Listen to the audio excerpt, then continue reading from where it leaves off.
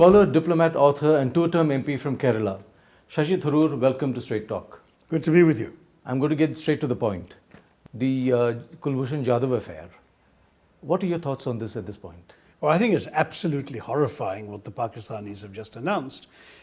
To my mind, it's really the behavior of an outlaw state. You abduct the citizen of another country, you hold him for a year, 13 times you deny consular access to him, which is a violation of every international protocol and convention, including the Vienna Conventions. You then apparently try him in a military tribunal, not even a regular court. You deny him a defense lawyer. You deny him any opportunity to state his side of the case. No one knows what the charges are. And with the extremely vague formulation of espionage and sabotage, you announce a death sentence. This is a travesty. It's a farcical affair, and one which, to my mind, is simply unacceptable in conduct between any civilized pair of states. Now, what is even more horrifying about all of this is the blithe disregard for the existing processes that were going on. Now, after all, in doing this, it's not just an assault on India. It's an assault on the very conventions of international law and international behavior which bind the whole world together. If today it is being done to us, it can be done tomorrow to the citizen of some other country. And therefore the world cannot tolerate this. We should be instilling in the rest of the world the very strong desire to tell Pakistan that such behavior cannot be condoned by any state. As an international diplomat, you have spent years in the UN. Have you come across such instances between the US and Russia? I mean, these things have been going on for decades. In fact, frankly, even during the Cold War, there were instances of people being captured by the other side in the Cold War, but they were never treated in this manner. Maybe they were interrogated, but inevitably at the end of a certain period of time, they were always released. In fact, there are two famous episodes in which India was involved. One was when 5 Chinese airmen were shot down over China on a reconnaissance mission. And those days, the US had no relationship, no diplomatic contact with Communist China. And the United Nations Secretary General at the time, Dag Hammarskjöld, asked Jawaharlal Nehru and the Indian government to play the intermediary in getting these people released, and we helped. Now, this is the way these things work. Even today, if you find out that some of your so-called Pakistani diplomats are actually spies, you name them, deport them within 24 hours. You say that their permission to remain in India is withdrawn for activities incompatible with their status. You don't abduct them and extract forced confessions out of them, as these people appear to have done, and then and announce you're hanging them. I mean, that is really unacceptable. But do you believe the West and the East, Russia, so to speak, had worked out certain arrangements in a manner that would ensure that their own people didn't get to too much harm? In that sense, India and Pakistan are still a way to go, isn't it? India and Pakistan obviously do not have particularly pleasant relationship at the moment, but we still have diplomatic relations. We have high commissioners in each other's countries. We actually do some trade with each other. We are not at war. And for Pakistan to behave even worse than a country at war, even countries at war have to honor the Geneva Conventions. Pakistan has violated those also. In every respect, it seems to me an absolutely regrettable decision by what can only be described as a rogue state. So you're naming Pakistan as a rogue state? Well, yes, except we don't even know whether the people who are officially in control of that state know what's going on, because clearly the Pakistani military has its own foreign policy. It leaves one with the impression that India has no leverage vis-a-vis Pakistan. Well, it certainly seems that talking to Mr. Nawaz Sharif accomplishes nothing when it comes to dealing with his military. Every indication is that the civilian government was as blindsided as we were by this military announcement. The military is a law unto itself there. As I've often said in the past, in India, the state has an army. In Pakistan, the army has a state. And therefore, dealing with it becomes a big problem for any civilized democracy. So what's the alternative? I mean, you've dealt with all these matters at an international level, Now you're an MP in India, you're a concerned MP, and you're in Parliament. There's a lot of furor going on. And what do you think India should do? What is it we should try and leverage at this point? Well, to my mind, there are only two things we can do right now, other than, of course, expressing our public condemnation, and I think Parliament will be happy to support the government in expressing that. But the two things we can do is, number one, we can convey a very, very strong, perhaps private bilateral message to Pakistan that if they go through with this threat and they actually execute this innocent Indian citizen, then the consequences will be extremely serious, extremely dire. I would be in strong favor at that point of breaking diplomatic relations with Pakistan, calling back our High Commissioner, treating them as an absolute rogue state in all our conduct when it comes to dealing with this awful set of people. But if the Pakistanis don't get the message, it'll be because we haven't conveyed it in strong enough terms. We must do that. The second thing we must do is go international. We have historically been very unwilling to internationalize our issues with Pakistan, saying we talk each other's language, we can talk to each other. But in this particular instance, their behavior is such a flagrant violation of international law and international norms that other countries should be sensitive to the argument that what they're doing is something that hurts them too, because of the precedent they're setting, which must not be condoned. And therefore, countries, for example, those countries that are financing the Pakistani military, who've received billions of dollars of foreign money, which have enabled them to grow so large into the Frankenstein's monster that they have become. I think that those countries should be told to convey to their military beneficiaries that, that this kind of behavior is going to cost them. Is military action an option that you could consider, that you could believe that it may serve a purpose?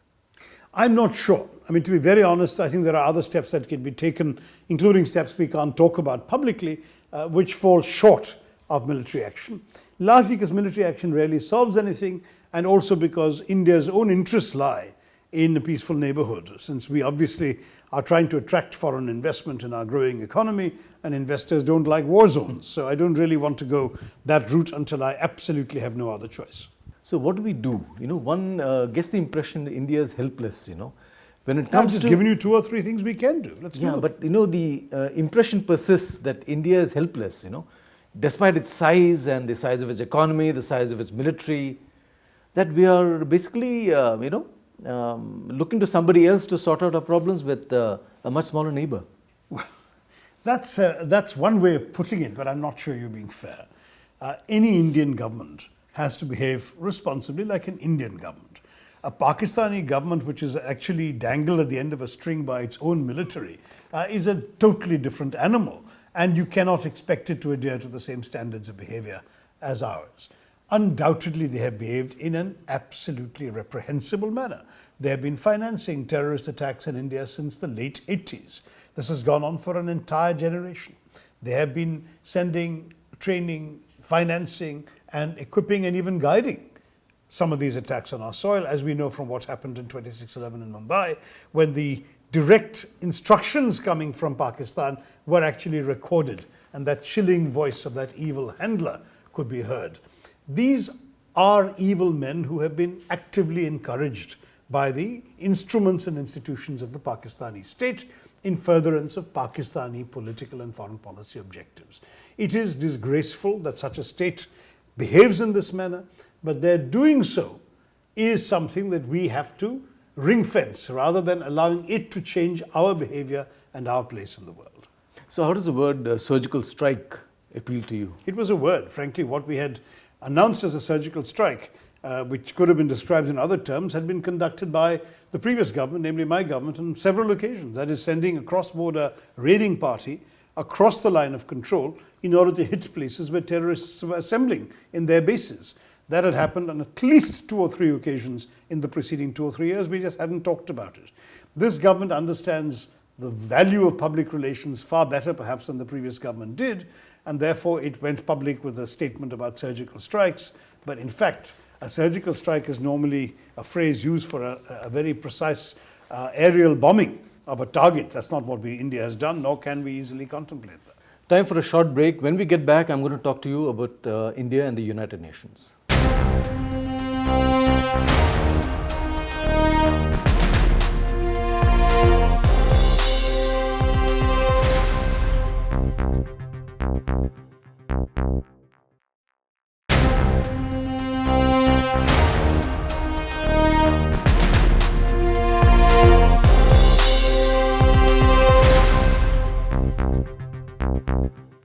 Welcome back. You're watching Straight Talk, and we have Shashi Tharoor in the hot seat. India's efforts to get Masood Azhar proscribed at the United Nations, it has failed.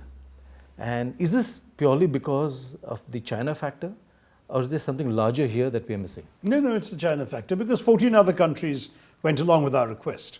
And in the Sanctions Committee of the Security Council, any one country can put a hold on the adoption of such a decision.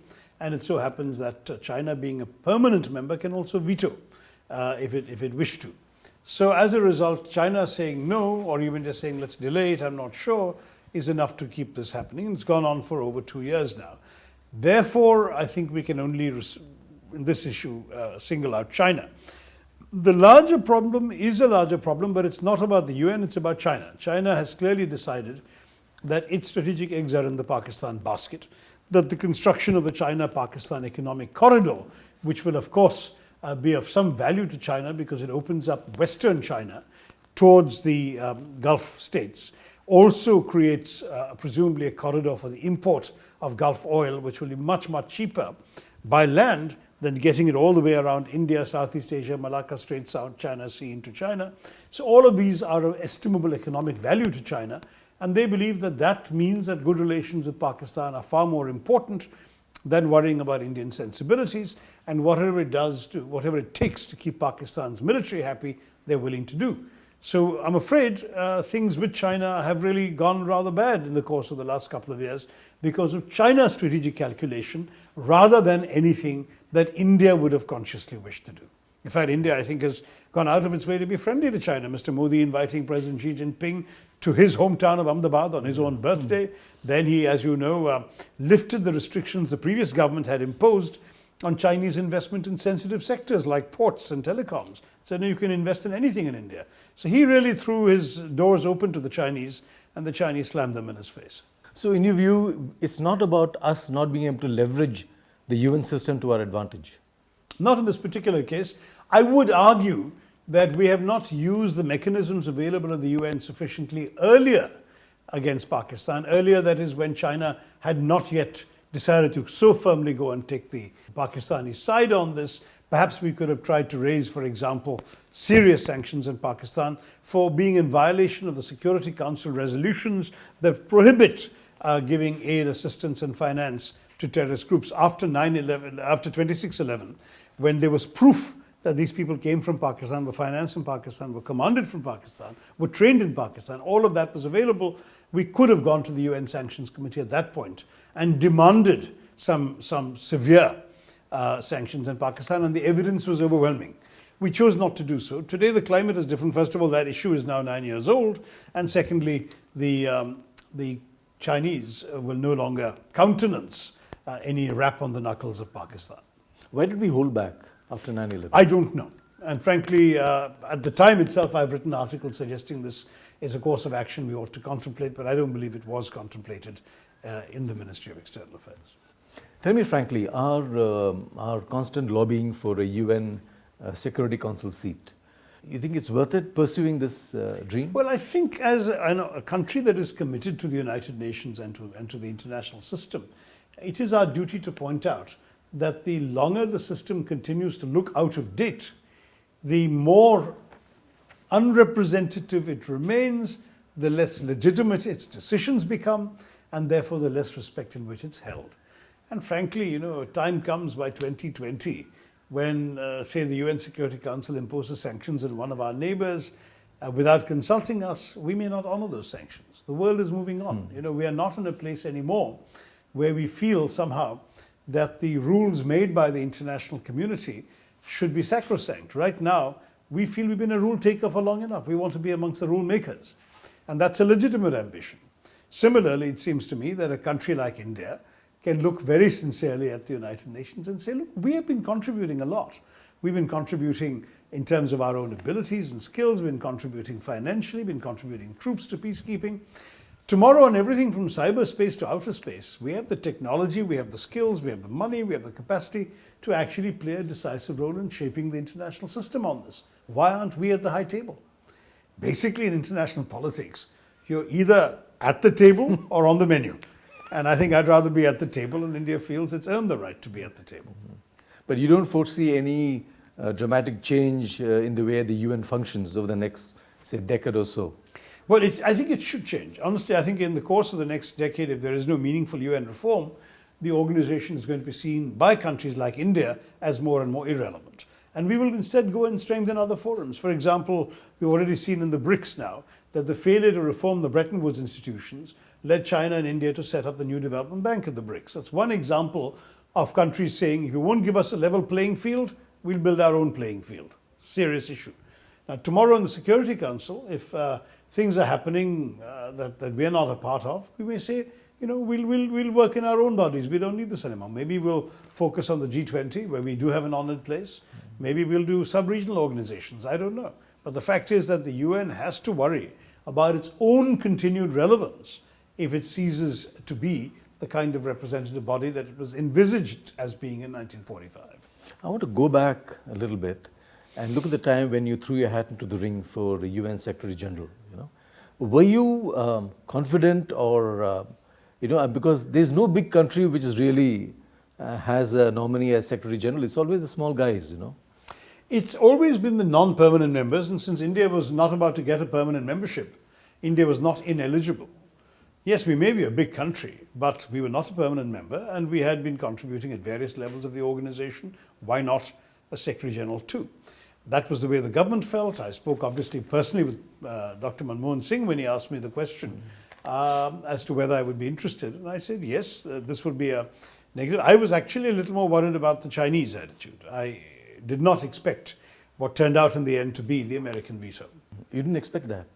No, because in fact the Americans had seen me at work, and they had very good relations with New Delhi. The Bush administration and the Manmohan Singh government were on very close terms. But what I think with hindsight is clear is that the Indian government obviously had a very major priority at that time, which was the Indo-US nuclear deal. And it wasn't going to expend any of that diplomatic energy on any other issue. So with hindsight, this issue could never be given the kind of importance that would have been necessary to break through the bureaucrats in the State Department who felt that, in the words of apparently Secretary of State Condi Rice speaking to the ambassador to the UN, John Bolton, who recorded them in his rather disloyal memoir, we don't want a strong Secretary General. Now that could only have been overcome, I think, if a man like Dr. Manmohan Singh had been able to speak to President George Bush directly and say, we have a dog in this race. That wasn't said until much too late. Mm-hmm. What would you have done? What would have been your priorities, your first three priorities? Now it's 10 years ago. Let's leave that. Honestly, that's water under the bridge now. There are a lot of things one should have done and could have done. There have been some missed opportunities. But I believe firmly, as my old mentor Kofi Annan would say, never look back. Time for a short break. When we get back, I'm going to talk to you about your domestic innings as an MP.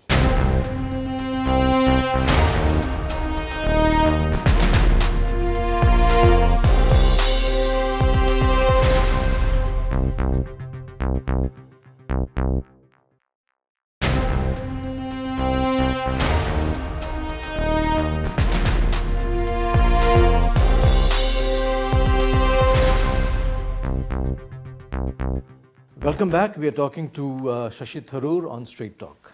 You have been a two-term Kerala MP. One of the points that struck me was that you wanted to decriminalize Section 377. Does this meet with the approval of your Kerala constituency? Not entirely, but I've decided that in politics I must stand for my own beliefs, and my beliefs very much are that the frontiers of freedom for our people must be expanded across the board. This is not the only bill I've introduced. I've introduced a bill that would redefine sedition law in order to only ban acts of violence or incitement to violence, and not the kind of thing that has seen everything from cartoonists to university students being arrested under sedition charges. I've introduced a bill that would make it much easier to declassify public records, so we don't have the kind of drama we saw in Netaji's papers so many decades after his purported death. I've introduced a bill that would raise the wages of domestic workers and give them decent conditions in this country. I put in a bill on various other issues, but the consistent theme throughout has been, how do we expand the freedoms our Constitution gives us in line with the changing times of today? Proscribing 377, reading down 377 is essential, because I believe that in the 21st century, and I certainly believed it in the late 20th also, the government has no place in our bedrooms. Our country should at least respect, as our ancient culture always did, the great variety of personal behaviors that people were subjecting themselves to. And the truth is that in our country, our people have always had an acceptance of different forms of behavior that sadly the Victorian moral codes didn't permit and were reflected in the Victorian era penal code, which we're still saddled with. So how confident are you this will pass, or has the present government shown any inclination at all to look at it? Well, on 377, I already know it's already been rejected because at the introduction stage itself, not just once but twice, the BJP rose up to vote it down, and so it has been rejected. Of course, I have introduced a bill called the Anti-Discrimination Bill or the Equality Bill, which will actually ensure that equal rights are afforded to all Indians of all categories across the board. And in that, obviously, sexual orientation would also benefit. That bill, curiously enough, was not opposed because perhaps even the BJP thought it would be too much to oppose equality and anti-discrimination. But the private members' bills have a tough time just getting to the stage where they win the lottery to be discussed and voted upon. That, I'm afraid, may not be happening very easily. If that happens, this is one way of moving forward. Otherwise, I still feel the institutions of our democracy must work. By putting this bill forward, I'm trying to raise consciousness and awareness of the issue. I provoke some public debate on it. The Supreme Court has agreed to hear a review petition. Unfortunately, a year after that almost, they have not yet heard it or not yet scheduled it for hearing. But once they hear it, I'm convinced the Supreme Court will do the right thing. What does your own party think of it? My party is fortunately on this one largely supportive. Both the President and the Vice President of the party, Sonia Gandhi and Rahul Gandhi, have not only personally expressed their support for it, but in an internal Congress party meeting, they have expressed their support in front of all the other MPs. But the other bills you were talking of, these date back to the UPA times? No, these are all bills that I have introduced in the opposition. When I was in government, I had a different problem, which is that it is not appropriate for any minister to do anything that would interfere with the turf of another minister. And that is something which meant that I couldn't have introduced these bills because they would be in the responsibility of other ministers. The presidential form of government, you have a view on that? Yes, I've been advocating this for over 20 years. It's not terribly new. In fact, I've been writing articles and then I wrote in my book, India from Midnight to the Millennium, in some detail about this. So that's 20 years ago. But having said that, the argument is basically that there is something fundamentally ill-conceived about the parliamentary system in a country of our size and diversity, because we don't have anything like the conditions of the British tiny island nation which invented it. And the result is, frankly, that we have actually privileged inefficiency, discord and division, whereas we need both efficiency and accountability in our democracy. I think having directly elected leaders, not just the president in Delhi, but governors in the states or chief ministers, whatever you want to call them, and mayors in the towns and cities, panchayat heads in the villages, is indispensable. We must give people clear authority, elect them to a function for a fixed period of time, not make them subject to legislative whim, and let them get on with it and then come back to us in 4 years or 5 years and say what they've done and not blame anybody else. Right now, as you've seen for the last 25 years, we've had coalition governments that have been able to blame everything on the limitations of coalition rule.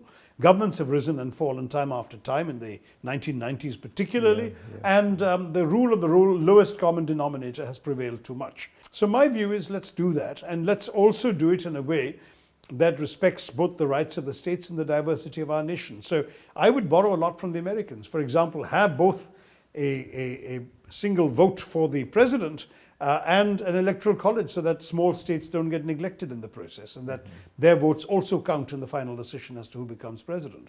But do this through a popular vote and not just through relying on the state assemblies, and give the president real power so that he or she can actually get on with the business of governing rather than with the business of politics, which is what all prime ministers have to do. Can you count the number of political speeches and campaigns Mr. Modi has had to conduct in his 3 years as Prime Minister, when he should have been attending to the nation's business instead, and could have been if he had been elected once for all time? But you haven't had much traction. No, the Indian political class obviously prefers the system they already know. They know how to operate. Why would they want to see it changed? I'm again offering ideas for public discussion and public consumption. Let them be out there. One day, people will look at this and say, you know, it's time we tried this. The time will not be right until the political class is willing to do it. But it's out there for consideration. I'm getting to your party now. How would you define the state of the Congress party now, given the victories in UP we've seen of the BJP and other states. How is the Congress party faring? The Congress party has undoubtedly gone through a few setbacks in 2014 and thereafter. But at the same time, the Congress party has scored a couple of notable victories. One certainly was the triumph in Punjab, which was an overwhelming victory against an incumbent government that involved the BJP for 10 years. Secondly, it's also scored a victory as a member of a coalition alliance in Bihar. So it's not that the Congress party has been without victories, and both Goa and Manipur, it was the single largest party with a vote increase and a seat increase since the previous elections. But it so happened the BJP was able to, shall we say, as the Americans like to say, do an end run around us and form the government with other partners. Fair enough. The important thing to understand is the Congress party is not down and out, or it may occasionally be down, but it's certainly not out. And we have, I think, a very important message to give the Indian nation, which is that the values, principles we stand for, the record we have had, the quality and experience of the people we offer the nation as public servants, all of this qualify us to be seriously considered by the public as a viable alternative to the present sort of hegemonic rule of the BJP. So what's the road ahead? Do you see Rahul Gandhi coming into his own at some point? Yes, I expect that. I would, as a member of the party, I asked for it, I seek it, because Rahul Gandhi has in effect been president in waiting for over a year now. And I think the public is entitled now to see him take charge and change the organization in his own image, reassert what he stands for, and present himself to the nation. So what stops him that from, should be happening. What stops him from taking over? I don't know, and it should happen very soon. In fact, all of us, I think, across the board, senior leaders, relatively younger faces, everyone is saying precisely this in various party forums. So I think he can be in no doubt that this is the wish of the party, that he should not delay any further in taking this decision. Shashi Tharoor, a pleasure talking to you. Thank you very much. Good to be with you on Straight Talk.